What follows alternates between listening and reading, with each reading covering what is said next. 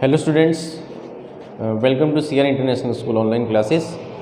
Today we are going to start our remaining portion of the chapter Chemical Effect of Electric Current. देखो बेटा, कल हमने जो इस टॉपिक में चैप्टर में डिस्कस किया था वो हमारा टॉपिक था कि इलेक्ट्रोलाइट्स क्या होते हैं, वीक इलेक्ट्रोलाइट्स क्या होते हैं, स्ट्रॉन्ग इलेक्ट्रोलाइट्स क्या होते हैं। तो आज मैं एक बार फिर दोबारा इन्हीं टॉपिक को रिवाइज कर रहा हूँ क्योंकि कुछ बच्चे ऐसे जो क्लास में एब्सेंट थे। कि now start our topic with the electrolytes. आपको इलेक्ट्रोलाइट्स की दो डेफिनेशंस बताई थी मैंने कल। फर्स्ट डेफिनेशन के according the substance is the solution which conduct electricity, कि ऐसा कोई भी सॉल्यूशन जो इलेक्ट्रिसिटी को कंडक्ट कर रहा है या जिसमें से इलेक्ट्रिसिटी इजीली पास हो रही है उसको क्या बोलते हैं हम, इलेक्ट्रोलाइट्स। एंड सेकेंड डेफिनेशन के according when we pass the electric current या when we pass the electricity through a solution and it decompose into ions, means a solution which decompose into ions on passing the electric current, कि हमने किसी solution में से electric current pass कराया और वो electric solution क्या हो रहा है, डिकम्पोज हो रहा है। किस में डिकम्पोज हो रहा है, आयंस के अंदर। तो उसको क्या बोलते हैं, सॉल्यूशन को हम इलेक्ट्रोलाइट्स बोलते हैं। सिंपली अगर हम बात करें सॉलिड मटेरियल की, अगर कोई सॉलिड इलेक्ट्रिसिटी कंडक्ट कर रहा है दैट इज द कंडक्टर, और अगर कोई लिक्विड इलेक्ट्रिसिटी कंडक्ट कर रहा है तो उसको क्या बोलते हैं हम, इलेक्ट्रोलाइट्स। देखो बेटा, it is not necessary all the liquid conduct electrolytes. ऐसा जरूरी नहीं है कि जितने भी लिक्विड है सब में से करंट पास हो सकता है, उनके लिए भी कुछ कंडीशंस होती हैं। मींस कंडीशंस क्या है, देखो कौन कौन से लिक्विड इलेक्ट्रिसिटी कंडक्ट करते हैं, acidic solutions, basic solutions, and third one is salt solutions. All these three liquids conduct the electricity. That's why we can see these liquids as the electrolytes. अब मैंने आपको मेन पॉइंट बताता हूँ इसके अंदर कि लिक्विड, ऐसे कौन से लिक्विड है जो इलेक्ट्रिसिटी कंडक्ट करते हैं और ऐसे कौन से लिक्विड है जिसमें से इलेक्ट्रिक करंट पास नहीं होता। तो आप याद रखना, जिस भी लिक्विड के अंदर आयंस प्रेजेंस हो, क्या प्रेजेंस हो, आयंस प्रेजेंस हो, वो हमेशा क्या करेंगे, they conduct the electricity, means electric current can easily pass through that solution. जिस भी लिक्विड के अंदर अगर आयंस प्रेजेंट होंगे तो उसमें से इलेक्ट्रिक करंट इजीली पास हो जाएगा और उसको क्या बोल सकते हैं हम, इलेक्ट्रोलाइट्स। और इसके अलावा जिसके अंदर किसी भी तरह के आयंस प्रेजेंट ना हो, नो आयंस प्रेजेंस, वो सॉल्यूशंस हमेशा इलेक्ट्रिसिटी को कंडक्ट नहीं करेंगे, does not conduct electricity, means electric current can not pass, उसमें से इलेक्ट्रिक करंट कभी भी पास नहीं हो सकता जिस लिक्विड के अंदर आयंस प्रेजेंट नहीं है। Is it clear. अब हमें आयंस के बेस पे अगर हम इसको क्लासीफाई करें कि इलेक्ट्रोलाइट्स, तो हमें पता चल गया कि भाई जिस लिक्विड में आयंस प्रेजेंट है या जिस लिक्विड से हम इलेक्ट्रिसिटी पास करा रहे हैं और वो लिक्विड डिकम्पोज हो रहा है आयंस के अंदर, उसको क्या बोलते हैं, हम इलेक्ट्रोलाइट्स बोलते हैं। इसी के अकॉर्डिंग हम इसको भी क्लासीफाई कैसे कर सकते हैं बेटा, एक होता है स्ट्रॉन्ग इलेक्ट्रोलाइट और एक क्या होता है जी, वीक इलेक्ट्रोलाइट। कौन कौन से होते हैं, एक स्ट्रॉन्ग इलेक्ट्रोलाइट और दूसरा वीक इलेक्ट्रोलाइट। देखो मैंने आपको एक एग्जांपल बताया था कि स्टूडेंट्स सभी है क्लास में जो पढ़ रहे हैं, है ना, बट कुछ स्टूडेंट्स ऐसे होते हैं जो इंटेलिजेंट होते हैं, मींस जिनकी पिकिंग पावर ज़्यादा तेज होती है, वो किसी भी कंसेप्ट को बहुत जल्दी समझते हैं। और कुछ स्टूडेंट ऐसे होते हैं जो थोड़ा सा मीडियम रेट के अकॉर्डिंग समझते हैं, उनको थोड़ा सा ज़्यादा समझाया जाता है, ज़्यादा फोकस किया जाता है तब उनको समझ में आता है। और कुछ थोड़े से वीक होते हैं, वीक इन द सेंस जिनको थोड़ा सा लेट समझ में आता है। तो है तो सभी स्टूडेंट सेम चीज़। मैंने एग्जांपल क्यों लिया कि हम बोलते तो जनरली इलेक्ट्रोलाइट्स हैं, बट कुछ लिक्विड, कुछ इलेक्ट्रोलाइट्स ऐसे होते हैं जो इलेक्ट्रिसिटी को इजीली कंडक्ट करते हैं, मींस स्पीड से कंडक्ट करते हैं, ज़्यादा से ज़्यादा इलेक्ट्रिक करंट को पास कराते हैं। और कुछ इलेक्ट्रोलाइट्स ऐसे होते हैं जिसमें से बहुत small amount of current pass होता है। तो उन्हीं के अकॉर्डिंग हम उनको क्लासीफाई करते हैं। जिसमें से इलेक्ट्रिक करंट इजीली पास हो रहा है, स्ट्रॉन्गली पास हो रहा है, उनको क्या बोलते हैं हम, strong electrolyte. The electrolytes which conduct the electricity easily are called strong electrolyte. अब देखो स्ट्रॉन्ग इलेक्ट्रोलाइट हम क्यों बोल रहे हैं उनको, due to the presence of ions, means उसमें जो आयंस प्रेजेंट है वो क्या है, ज़्यादा से ज़्यादा आयंस प्रेजेंस, इसीलिए क्या बोलते हैं उसको, स्ट्रॉन्ग इलेक्ट्रोलाइट। फॉर एग्जाम्पल इसके अंदर मैं आपको एग्जाम्पल देता हूँ, जैसे स्ट्रॉन्ग इलेक्ट्रोलाइट्स के एग्जाम्पल, जैसे हम बात करें एसिड्स के केस के अंदर, देन HCl, H2SO4, HNO3, इसको क्या बोलते हैं, दिस इज हाइड्रोक्लोरिक एसिड। कौन सा एसिड है ये, hydrochloric acid. This one is sulphuric acid, this one is nitric acid. ये जो एसिड्स हैं these are the strong acids. ये एसिड कैसे हैं, स्ट्रॉन्ग एसिड्स हैं। क्यों हैं strong acid, because they dissociate into hydrogen ion to large extent. Means जब भी हम एसिड को वाटर में डिसॉल्व करते हैं बेटा, तो क्या रिलीज करते हैं, हाइड्रोजन आयन रिलीज करती है। तीनों के तीनों एसिड के पास एक प्रॉपर्टी है कि वो जब भी वाटर में डिसॉल्व होते हैं तो H पॉजिटिव आयन, जिसको क्या बोलते हैं, हाइड्रोजन आयन, ये रिलीज करते हैं। अब जो एसिड मैक्सिमम अमाउंट के अंदर हाइड्रोजन आयन रिलीज कर रहा है वो तो स्ट्रॉन्ग एसिड, मीन्स ज़्यादा से ज़्यादा हाइड्रोजन आयन प्रेजेंट है उसके पास। ज़्यादा से ज़्यादा हाइड्रोजन आयन्स प्रेजेंट होंगे तो इलेक्ट्रोलाइट जो होगा वो कैसा होगा, स्ट्रॉन्ग, क्योंकि ज़्यादा से ज़्यादा आयन्स आ गए उसके अंदर और वो आयन्स स्पीडली इलेक्ट्रिसिटी कंडक्ट करेंगे। क्लियर हुआ, that's why the solution of strong acids are strong electrolytes. Same as अगर हम बात करें बेसिक सॉल्यूशंस की, बेस के केस में क्या होगा बेटा, जैसे स्ट्रॉन्ग एसिड जो स्ट्रॉन्ग इलेक्ट्रोलाइट्स का काम कर रहे हैं, सेम एज जो स्ट्रॉन्ग बेस होते हैं, strong base in the sense जैसे sodium hydroxide, potassium hydroxide, these are the strong basis. और बेसिस क्या रिलीज करते हैं वाटर में डिसॉल्व करने पर, हाइड्रोक्साइड आयंस। क्या बोलते हैं इनको, hydroxide ions. Due to the presence of these hydroxide ions, these basic solution conduct electricity. क्योंकि देखो कुछ ना कुछ चार्ज कैरियर होना चाहिए। चार्ज कैरियर मतलब जो इलेक्ट्रिक करंट को कैरी करके एक जगह से दूसरी जगह पर ले जा सके। वो कैरियर का काम कौन कर रहा है, एसिड के केस के अंदर तो कौन कर रहे हैं, हाइड्रोजन आयन, ठीक है। बेस के केस में कौन कर रहे हैं, हाइड्रोक्साइड आयन। तो जिसके पास जितने हाइड्रोजन आयन होंगे वो इतना स्ट्रॉन्ग इलेक्ट्रोलाइट, उतना strong acid.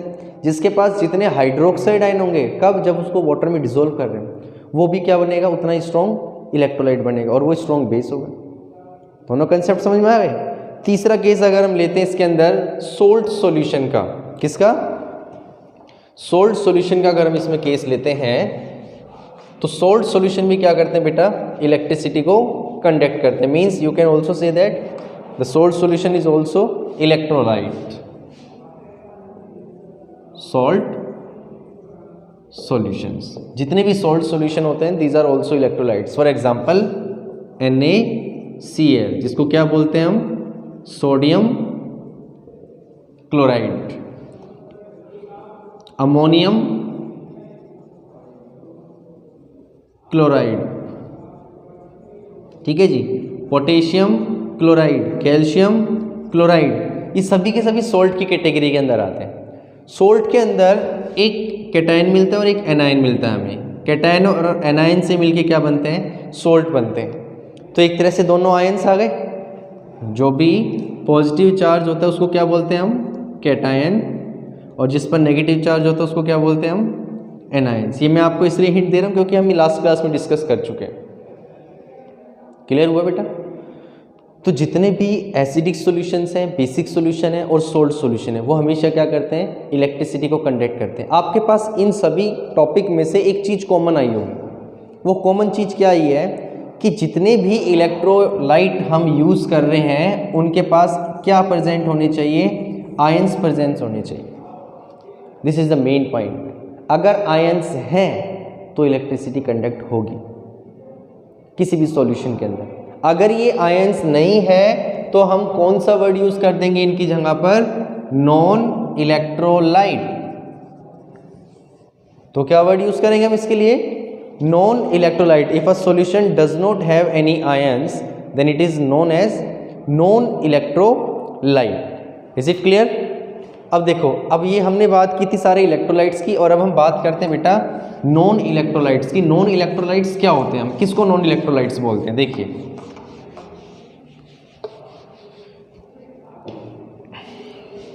Non electrolytes, the solution which doesn't conduct electricity, the solution which does not conduct electricity are called non electrolytes। जिसमें को टॉपिक मेन क्या आ गया, जब वो इलेक्ट्रिसिटी कंडक्ट नहीं करे तो इसका मतलब मेन पर्पस उनके पास आयंस होंगे या नहीं होंगे? नहीं होंगे। They does not have any ions and due to the absence of these ions this solution does not conduct electricity। अब इसका एग्जांपल लेते हैं। देखिए, अगर हम बात करें यहाँ पर glucose, alcohol, distil water, petrol, ठीक है जी, और केरोसिन ऑयल, ये जितने भी सॉल्यूशंस हैं, ये जितने भी लिक्विड हैं, ये कभी भी इलेक्ट्रिसिटी को कंडक्ट नहीं करते, इसलिए इनको क्या बोलते हैं हम? नॉन इलेक्ट्रोलाइट्स बोलते हैं, क्योंकि आयंस ही नहीं है। और अगर आयंस होते तो क्या बन जाते? इलेक्ट्रोलाइट बन जाते।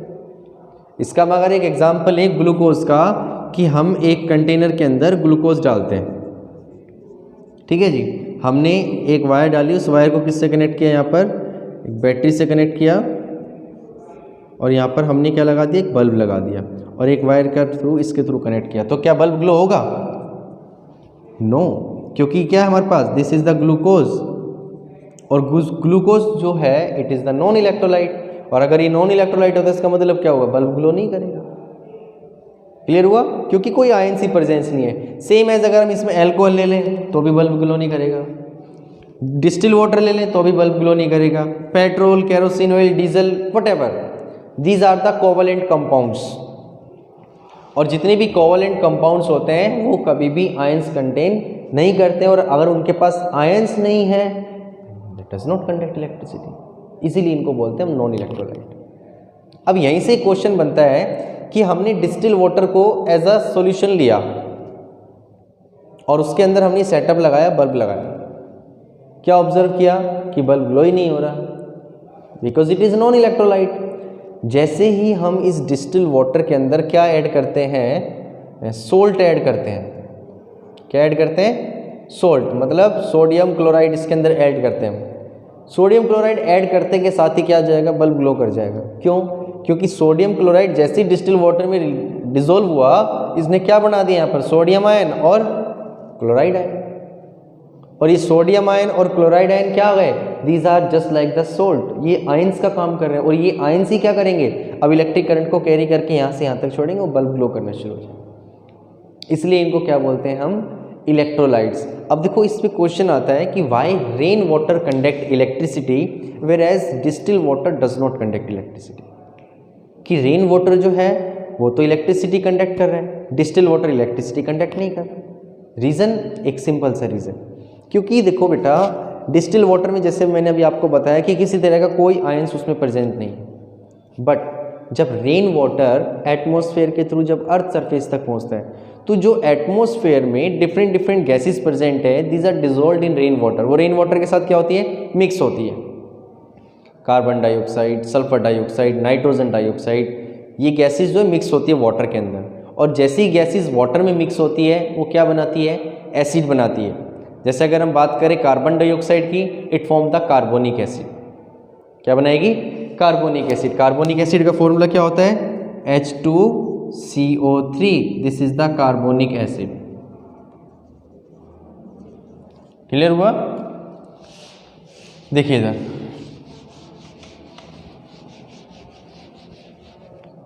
ये हमने लिया यहाँ पर कार्बन डाइऑक्साइड, जैसे ही रेन वाटर के साथ मिक्स होती है it form the carbonic acid, this is carbonic acid. ऐसे ही सल्फर डाइऑक्साइड जैसे ही रेन वाटर के साथ मिक्स होती है क्या बनाएगी? Sulphurous acid. कौन सा? Sulphurous acid. नाइट्रोजन डाइऑक्साइड जैसे ही रेन वाटर से कंडक्ट होती है बनाती है यहाँ पर नाइट्रिक एसिड। कौन सा एसिड बनेगा यहाँ पर? Nitric acid.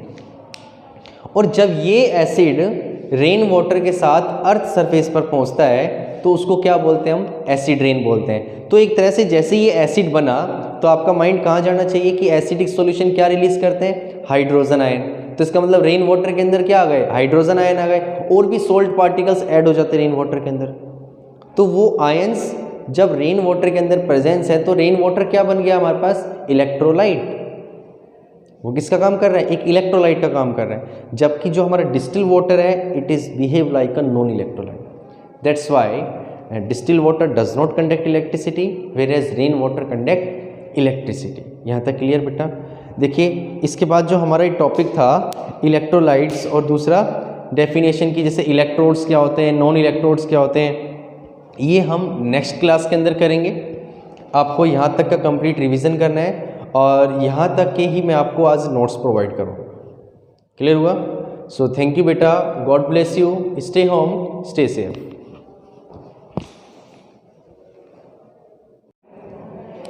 Hello students, welcome to CR International School online classes. Today we are going to start our remaining portion of the chapter chemical effect of electric current. देखो बेटा, कल हमने जो इस टॉपिक में चैप्टर में डिस्कस किया था वो हमारा टॉपिक था कि इलेक्ट्रोलाइट्स क्या होते हैं, वीक इलेक्ट्रोलाइट्स क्या होते हैं, स्ट्रॉन्ग इलेक्ट्रोलाइट्स क्या होते हैं। तो आज मैं एक बार फिर दोबारा इन्हीं टॉपिक को रिवाइज कर रहा हूँ क्योंकि कुछ बच्चे ऐसे जो क्लास में एब्सेंट थे। कि now start our topic with the electrolytes. आपको इलेक्ट्रोलाइट्स की दो डेफिनेशंस बताई थी मैंने कल। फर्स्ट डेफिनेशन के according the substance is the solution which conduct electricity, कि ऐसा कोई भी सॉल्यूशन जो इलेक्ट्रिसिटी को कंडक्ट कर रहा है या जिसमें से इलेक्ट्रिसिटी इजीली पास हो रही है उसको क्या बोलते हैं हम? इलेक्ट्रोलाइट्स। एंड सेकेंड डेफिनेशन के according when we pass the electric current या when we pass the electricity through a solution and it decompose into ions, means a solution which decompose into ions on passing the electric current। कि हमने किसी solution में से electric current pass कराया और वो electric solution क्या हो रहा है? डिकम्पोज हो रहा है। किस में डिकम्पोज हो रहा है? आयंस के अंदर। तो उसको क्या बोलते हैं? सॉल्यूशन को हम इलेक्ट्रोलाइट्स बोलते हैं। सिंपली अगर हम बात करें सॉलिड मटेरियल की, अगर कोई सॉलिड इलेक्ट्रिसिटी कंडक्ट कर रहा है दैट इज द कंडक्टर, और अगर कोई लिक्विड इलेक्ट्रिसिटी कंडक्ट कर रहा है तो उसको क्या बोलते हैं हम? इलेक्ट्रोलाइट्स। देखो बेटा, it is not necessary all the liquid conduct electrolytes. ऐसा जरूरी नहीं है कि जितने भी लिक्विड है सब में से करंट पास हो सकता है, उनके लिए भी कुछ कंडीशंस होती हैं। मींस कंडीशंस क्या है? देखो कौन कौन से लिक्विड इलेक्ट्रिसिटी कंडक्ट करते हैं? Acidic solutions, basic solutions, and third one is salt solutions. All these three liquids conduct the electricity. That's why we can see these liquids as the electrolytes. अब मैंने आपको मेन पॉइंट बताता हूँ इसके अंदर कि लिक्विड, ऐसे कौन से लिक्विड है जो इलेक्ट्रिसिटी कंडक्ट करते हैं और ऐसे कौन से लिक्विड है जिसमें से इलेक्ट्रिक करंट पास नहीं होता। तो आप याद रखना, जिस भी लिक्विड के अंदर आयंस प्रेजेंस हो, क्या प्रेजेंस हो?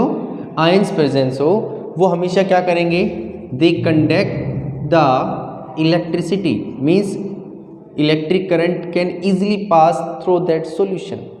जिस भी लिक्विड के अंदर अगर आयंस प्रेजेंट होंगे तो उसमें से इलेक्ट्रिक करंट इजीली पास हो जाएगा और उसको क्या बोल सकते हैं हम? इलेक्ट्रोलाइट्स।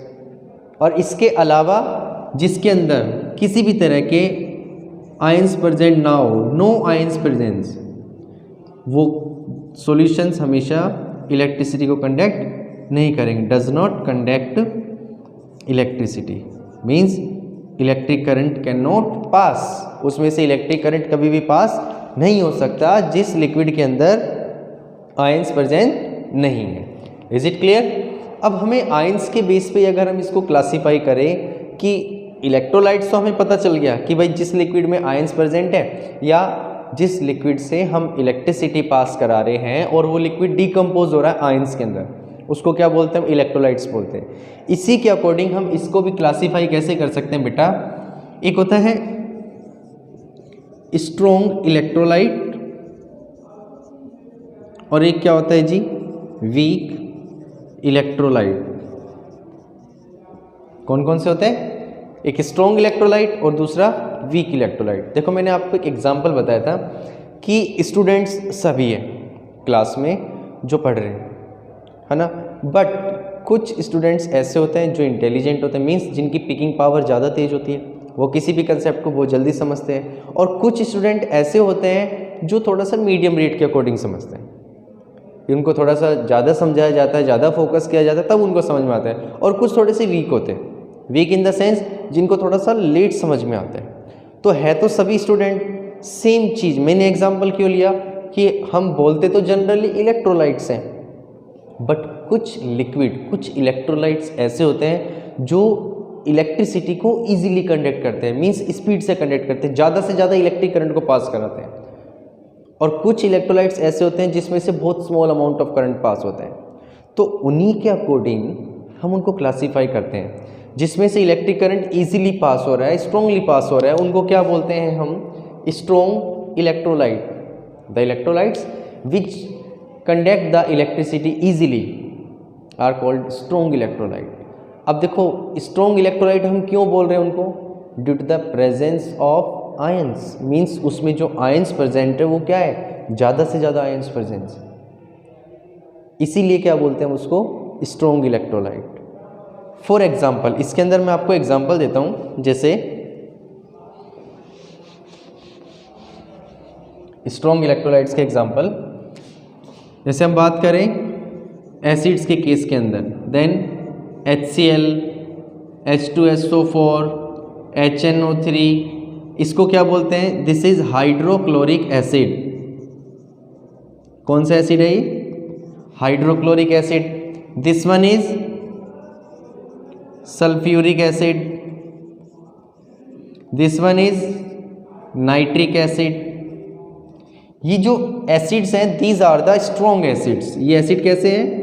स्ट्रॉन्ग एसिड्स हैं। क्यों है strong acid? Because they dissociate into hydrogen ion to large extent. Means जब भी हम एसिड को वाटर में डिसॉल्व करते हैं बेटा, तो क्या रिलीज करते हैं? हाइड्रोजन आयन रिलीज करती है। तीनों के तीनों एसिड के पास एक प्रॉपर्टी है कि वो जब भी वाटर में डिसॉल्व होते हैं तो H पॉजिटिव आयन, जिसको क्या बोलते हैं? हाइड्रोजन आयन, ये रिलीज करते हैं। अब जो एसिड मैक्सिमम अमाउंट के अंदर हाइड्रोजन आयन रिलीज कर रहा है वो तो स्ट्रॉन्ग एसिड, मीन्स ज़्यादा से ज़्यादा हाइड्रोजन आयन प्रेजेंट है उसके पास। ज़्यादा से ज़्यादा हाइड्रोजन आयंस प्रेजेंट होंगे तो इलेक्ट्रोलाइट जो होगा वो कैसा होगा? स्ट्रॉन्ग, क्योंकि ज़्यादा से ज़्यादा आयंस आ गए उसके अंदर और वो आयंस स्पीडली इलेक्ट्रिसिटी कंडक्ट करेंगे। क्लियर हुआ? That's why the solution of strong acids are strong electrolytes. Same as अगर हम बात करें बेसिक सॉल्यूशंस की, बेस के केस में क्या होगा बेटा? जैसे स्ट्रॉन्ग एसिड जो स्ट्रॉन्ग इलेक्ट्रोलाइट्स का काम कर रहे हैं, सेम एज जो स्ट्रॉन्ग बेस होते हैं, strong base in the sense जैसे sodium hydroxide, potassium hydroxide, these are the strong basis. और बेसिस क्या रिलीज करते हैं वाटर में डिसॉल्व करने पर? Hydroxide ions. क्या बोलते हैं इनको? Hydroxide ions. Due to the presence of these hydroxide ions, these basic solution conduct electricity. क्योंकि देखो कुछ ना कुछ चार्ज कैरियर होना चाहिए। चार्ज कैरियर मतलब जो इलेक्ट्रिक करंट को कैरी करके एक जगह से दूसरी जगह पर ले जा सके। वो कैरियर का काम कौन कर रहा है? एसिड के केस के अंदर तो कौन कर रहे हैं? हाइड्रोजन आयन, ठीक है। बेस के केस में कौन कर रहे हैं? Hydroxide ion. तो जिसके पास जितने हाइड्रोजन आयन होंगे वो इतना स्ट्रॉन्ग इलेक्ट्रोलाइट, उतना स्ट्रॉन्ग एसिड।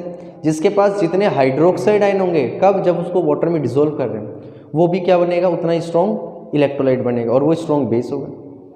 दोनों कंसेप्ट समझ में आ गए? तीसरा केस अगर हम लेते हैं इसके अंदर सोल्ट सॉल्यूशन का, किसका? सोल्ट सॉल्यूशन का अगर हम इसमें केस लेते हैं तो सोल्ट सॉल्यूशन भी क्या करते हैं बेटा? इलेक्ट्रिसिटी को कंडक्ट करते हैं। Means you can also say that the salt solution is also electrolyte, salt solutions, जितने भी सॉल्ट सॉल्यूशन होते हैं these are also electrolytes. For example NaCl, जिसको क्या बोलते हैं हम, सोडियम क्लोराइड, अमोनियम क्लोराइड, ठीक है जी, पोटेशियम क्लोराइड, कैल्शियम क्लोराइड, ये सभी के सभी सॉल्ट की कैटेगरी के अंदर आते हैं। सॉल्ट के अंदर एक कैटायन मिलता है और एक एनायन मिलता है हमें। कैटायन और एनायन से मिलके क्या बनते हैं, सॉल्ट बनते हैं। तो एक तरह से दोनों आयंस आ गए। जो भी पॉजिटिव चार्ज होता है उसको क्या बोलते हैं हम, कैटायन, और जिस पर नेगेटिव चार्ज होता है उसको क्या बोलते हैं हम, एनायंस। ये मैं आपको इसलिए हिंट दे रहा हूँ क्योंकि हम लास्ट क्लास में डिस्कस कर चुके हैं। क्लियर हुआ बेटा? तो जितने भी एसिडिक सॉल्यूशंस हैं, बेसिक सॉल्यूशन है और सोल्ट सॉल्यूशन है, वो हमेशा क्या करते हैं, इलेक्ट्रिसिटी को कंडक्ट करते हैं। आपके पास इन सभी टॉपिक में से एक चीज़ कॉमन आई होगी। वो कॉमन चीज़ क्या आई है कि जितने भी इलेक्ट्रोलाइट हम यूज़ कर रहे हैं उनके पास क्या प्रेजेंट होने चाहिए, आयंस प्रेजेंस होने चाहिए। This is the main point. अगर आयंस हैं तो इलेक्ट्रिसिटी कंडक्ट होगी किसी भी सॉल्यूशन के अंदर। अगर ये आयंस नहीं है तो हम कौन सा वर्ड यूज कर देंगे इनकी जगह पर, नॉन इलेक्ट्रोलाइट। तो क्या वर्ड यूज करेंगे हम इसके लिए, non electrolyte. If a solution does not have any ions then it is known as non electrolyte. Is it clear? अब देखो, अब ये हमने बात की थी सारे इलेक्ट्रोलाइट्स की, और अब हम बात करते हैं बेटा नॉन इलेक्ट्रोलाइट्स की। नॉन इलेक्ट्रोलाइट्स क्या होते हैं, हम किसको नॉन इलेक्ट्रोलाइट्स बोलते हैं? देखिए,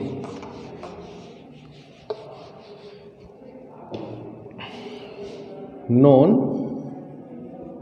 electrolytes, the solution which doesn't conduct electricity, the solution which does not conduct electricity are called non electrolytes। जिसमें को टॉपिक मेन क्या आ गया, जब वो इलेक्ट्रिसिटी कंडक्ट नहीं करे तो इसका मतलब मेन पर्पस उनके पास आयंस होंगे या नहीं होंगे, नहीं होंगे। They does not have any ions and due to the absence of these ions this solution does not conduct electricity. अब इसका एग्जांपल लेते हैं। देखिए, अगर हम बात करें यहाँ पर glucose, alcohol, distil water, petrol, ठीक है जी, और केरोसिन ऑयल, ये जितने भी सॉल्यूशंस हैं, ये जितने भी लिक्विड हैं, ये कभी भी इलेक्ट्रिसिटी को कंडक्ट नहीं करते।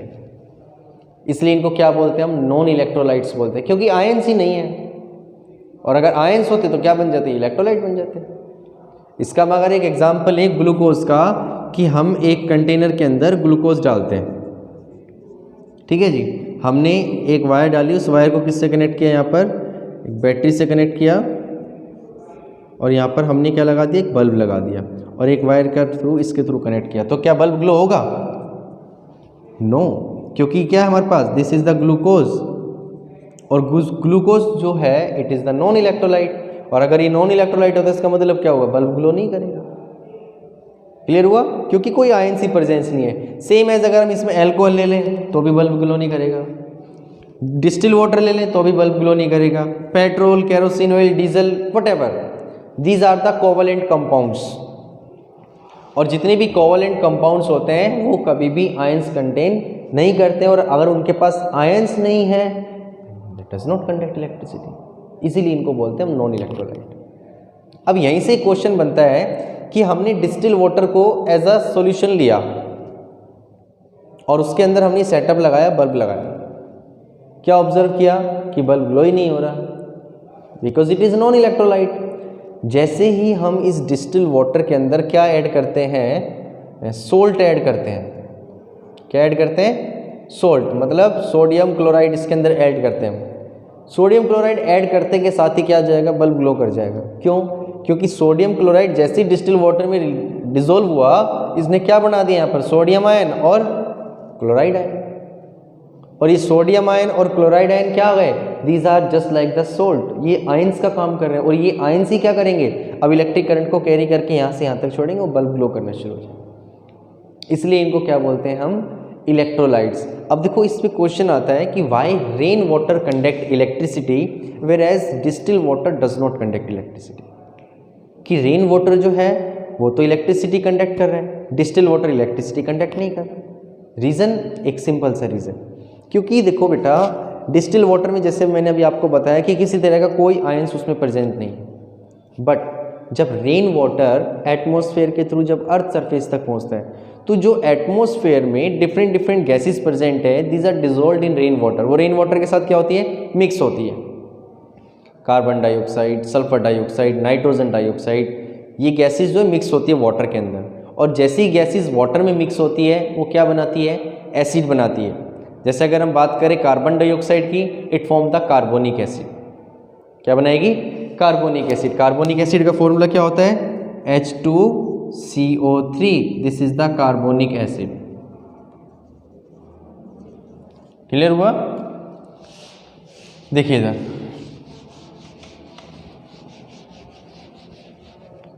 ये हमने लिया यहाँ पर कार्बन डाइऑक्साइड, जैसे ही रेन वाटर के साथ मिक्स होती है it form the carbonic acid, this is carbonic acid. ऐसे ही सल्फर डाइऑक्साइड जैसे ही रेन वाटर के साथ मिक्स होती है क्या बनाएगी, सल्फ्यूरस एसिड, कौन सा, सल्फ्यूरस एसिड। नाइट्रोजन डाइऑक्साइड जैसे ही रेन वाटर से कंडक्ट होती है बनाती है यहाँ पर नाइट्रिक एसिड, कौन सा एसिड बनेगा यहाँ पर, नाइट्रिक एसिड। और जब ये एसिड रेन वाटर के साथ अर्थ सरफेस पर पहुंचता है तो उसको क्या बोलते हैं हम, एसिड रेन बोलते हैं। तो एक तरह से जैसे ये एसिड बना तो आपका माइंड कहाँ जाना चाहिए कि एसिडिक सॉल्यूशन क्या रिलीज करते हैं, हाइड्रोजन आयन। तो इसका मतलब रेन वाटर के अंदर क्या आ गए, हाइड्रोजन आयन आ गए, और भी सोल्ट पार्टिकल्स ऐड हो जाते हैं रेन वाटर के अंदर। तो वो आयंस जब रेन वाटर के अंदर प्रेजेंस है तो रेन वाटर क्या बन गया हमारे पास, इलेक्ट्रोलाइट। वो किसका काम कर रहा है, एक इलेक्ट्रोलाइट का काम कर रहा है। जबकि जो हमारा डिस्टिल वाटर है it is behave like a non electrolyte, that's why distil water does not conduct electricity whereas rain water conduct electricity. यहाँ तक क्लियर बेटा। देखिए इसके बाद जो हमारा टॉपिक था इलेक्ट्रोलाइट्स और दूसरा डेफिनेशन की, जैसे इलेक्ट्रोड्स क्या होते हैं, नॉन इलेक्ट्रोड्स क्या होते हैं, ये हम नेक्स्ट क्लास के अंदर करेंगे। आपको यहाँ तक का कंप्लीट रिवीजन करना है और यहाँ तक के ही मैं आपको आज नोट्स प्रोवाइड करूँगा। क्लियर हुआ? सो थैंक यू बेटा, God bless you, stay home, stay safe.